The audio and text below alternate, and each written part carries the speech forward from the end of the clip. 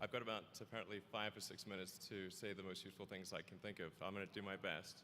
Um, the, and it was suggested that I distill things down to three items. I think I'll go with 4. And I'll try. I think these are pretty important ones. Some of them are going to sound like, well, you've heard it before, but it's worth re-emphasizing. I think the first is you need to work, depending upon how well you want to do, and particularly if you're starting a company, you need to work super hard. So what does super hard mean? Well, when my brother and I were starting our first company, instead of getting an apartment, we just rented a small office and we slept on the couch. And we showered at the YMCA, and we're so hot up we had just one computer. So the website was up during the day, and I was coding at night. 7 days a week, all the time. And I sort of briefly had a girlfriend in that period, and in order to be with me, she had to sleep in the office. So work hard, like, every waking hour. That's the thing I would say, particularly if you're starting a company. And if you do simple math, you say like, okay, if somebody else is working 50 hours and you're working 100, you'll get twice as much done in the course of a year as the other company. The other thing I'd say is that if you're creating a company or if you're joining a company, the most important thing is to attract great people. So either join a group that's amazing, that you really respect, or if you're building a company, you've got to gather great people. All a company is a group of people that have gathered together to create a product or service. And so depending upon how talented and hardworking that group is, and the degree to which they are focused cohesively in a good direction, that will determine the success of the company. So do everything you can to gather great people if you're creating a company.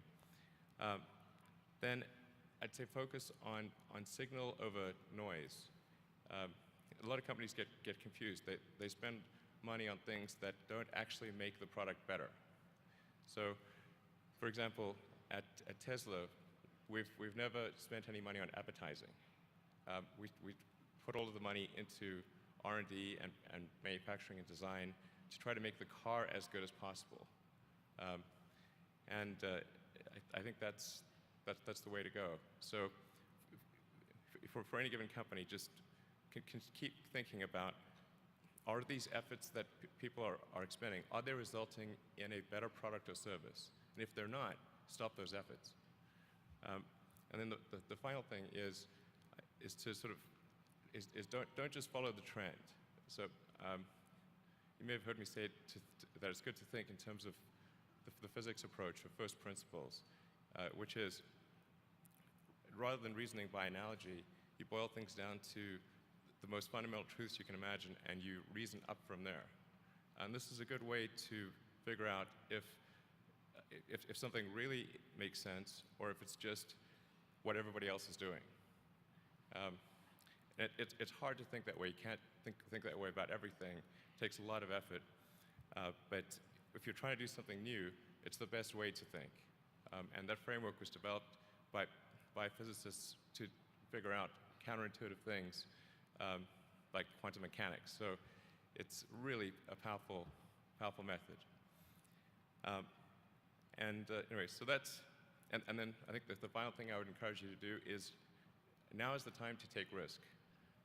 You don't have, yeah, you don't have kids. Your obligation. Well, sorry, probably don't have kids.